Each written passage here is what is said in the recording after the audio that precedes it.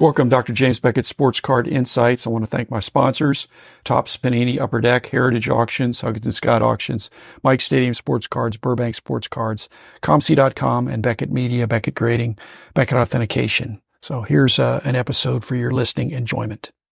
Your 50th birthday party. You were mentioning in 1999, I wound up scheduling and announcing I was going to meet one-on-one with every employee we had. And we probably had 150 at that point. And so that was a daunting task. I had Carol, who was terrific, my executive assistant, who scheduled them all, and they were pretty much back to back. That also signified my getting back a little bit more day-to-day, not day-to-day pricing, but more day-to-day operational concentration of seeing what was going on. My heart attack was in late 96.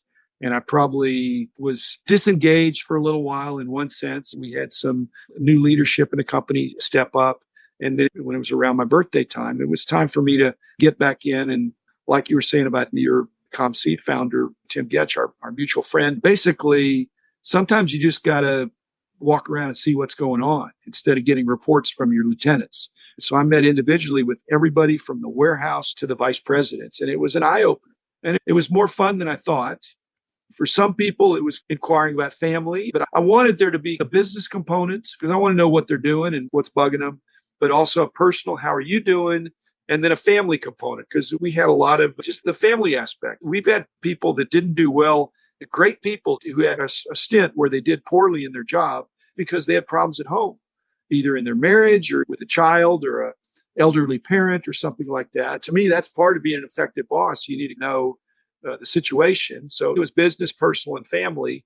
When you do that, 15 minutes just zip by, and then somebody else would come in and I'd have to recalibrate. A bunch of them were women. A bunch of them were guys. Some of them were guys born in other countries. I'm glad I did it, but it took a few weeks. Hey, did I ever tell you that I was very frustrated? Not about that part of it, but about one part of your 50th birthday party. We were supposed to go to a miniature golf place. Yeah. And that was canceled? This is during Almanac time. I don't get out very much during Almanac. I was so looking forward to going to the miniature golf course. Ended up, it worked out fine, but I was just thinking, oh, this is such a good excuse to get out of the office and get my brain going again. There's probably the meeting downstairs. Listeners are probably thinking, hey, Rich, just miniature golf on Saturday or Sunday. When in reality, probably right. I probably should have. They don't understand. You and I understand. It's like the book. It was a 7-day-a-week thing, or pretty close to it. And evenings, it was sleep disruptive. I'd go until I couldn't go anymore in the days when I was doing. By 99, it was you, Rich, and so I sympathized. I didn't make that decision about the miniature golf. I was just the birthday boy. And when you turn 50, you're wondering, do you really want people to know your age? You mentioned you were really touched by meeting with everybody in the company. I know we did our meeting after work, and I think we got for more than 15 minutes. It was like, okay, we can just chat. I had a lot of interaction with you anyway. Not that I was going to blow you off, but I wasn't in deficit. With some of these people, I really hadn't spent. When the company started, every time somebody was hired, and they usually were grouped into 3 or 4 or 5, I would go out to lunch. I remember that. The new employees of the month, let's say, because we'd hire 4 or 5 a month. Carol would set it all up, and I'd go and we just have a discussion, a long, pretty casual lunch. But we'd go to a restaurant, get a little private room, and just get to know each other. I'm glad I had those meetings because when you get above 50 people, it's hard. You get confused on the names sometimes. And some of them I played basketball with on the basketball court there. But others, they were in a different part of the building. They were working on the Pokemon stuff. I didn't have that much interaction with them. So to really lead the whole company, I really was in deficit with some of the people. After I did it, I wish I'd have done it sooner. I thought, you know what? I'm going to make a few changes, and I don't want to do it in a vacuum. I am not as close to it as some of these people. It's like going through the dollar box, Rich. I don't know where the nuggets are going to be when I'm meeting with 160 people, but there's going to be some nuggets in there. And by looking through the whole box, going 15 minutes with every employee, there's going to be some very pleasant surprises that are going to be fruitful and encouraging and helpful. Speaking of dollar boxes, did I tell you the conversation I had with the guy that owns the tables?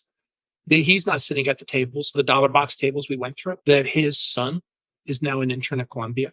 for the summer. We chatted for quite a while. He knew who I was for a long time because he would say, yeah, you would talk to so-and-so at the show. You talk to these people from Oklahoma City. I'm thinking, do you remember all that? So it's amazing what people pick up on that you don't even know that they're picking up on. He's a keen observer.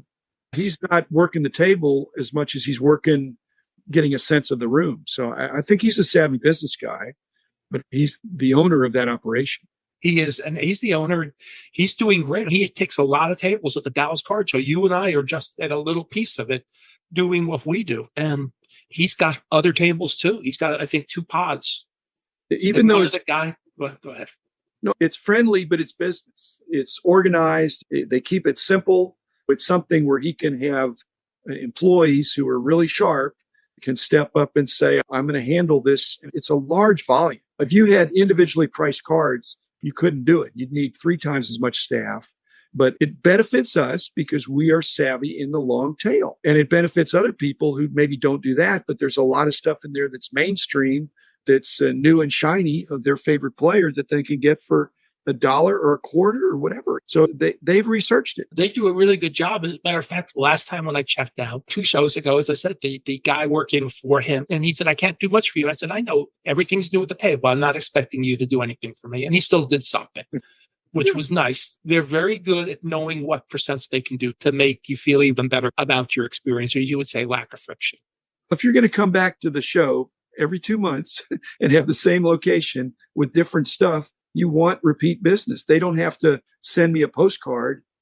I'm going to be there. I'm going to check it out. And if they don't have good stuff anymore, I don't go only to them, but I'm at the point now where I go there first because they've treated me right.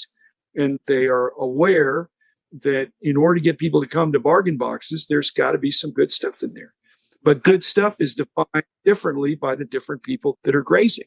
As you just put it out, and this is something about the 50th birthday party, treating people right is very important. We didn't really touch on this, but ComC, when I first came there, I was literally the first remote employee. For a couple of years, I was the only remote employee. And we ended up with a couple more in Dallas because a couple people left ID. And I said, Stefan can handle this. Angela can handle this. So we had people that could literally hit the ground running with their card knowledges.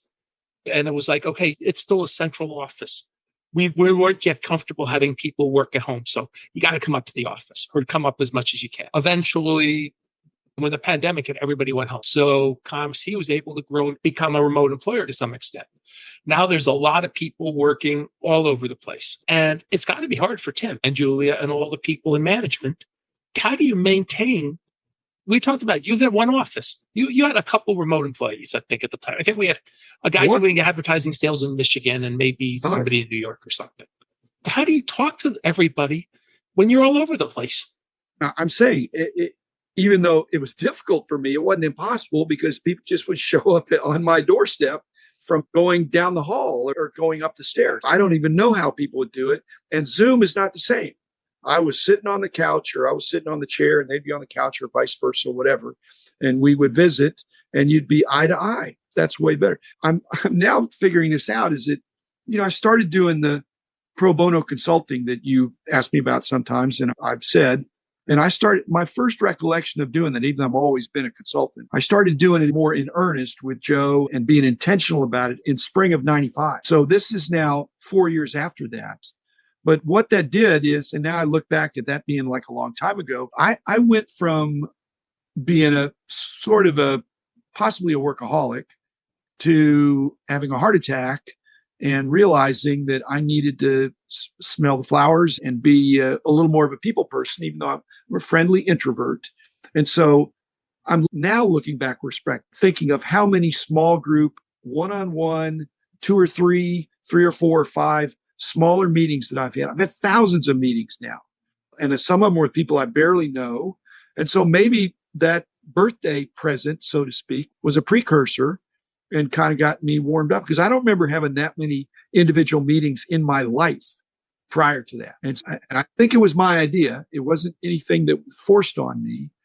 And me being a math guy, and actually, that's not the origin of the 15-minute podcast, but 15 minutes is a reasonable amount of time that you can unpack something. And for some of the people that went by so fast, and I wish it had been longer, And for other people, it didn't go as easy, but we still had in common that we were working for the company and wanted to. Nobody wakes up in the morning and thinks, how can I mess up today? They wanted to do a good job, and I wanted to do a good job. That's part of managing, is helping people do good work. But I didn't expect the people that worked with us, the price guide guys for the most part, to keep the same hours. Yet when they went to a card show, that wasn't going to be a short day. It's probably going to be a draining day. You're on your feet, you're talking to lots of people, you're traveling, but it was enjoyable, I think. But I didn't want them to be gone from their families 1 weekend a month. That was my deal with my family. I was going to be gone 1 weekend a month. With very rare exceptions, we were all 1 weekend a month. There's sometimes something weird could come up, and it could be two. But for the most part, it was no more than 1 weekend a month traveling. And then there became less shows, and then it became easier to say, okay, let's travel because there are less shows. And then 9/11 happened. There was really a lot less traveling. I think we did a good job of picking people who were passionate about our industry and had enough skill to be able to come in and help us price what was a huge undertaking. Thanks, Rich. Okay. Thanks, Jim. We'll talk.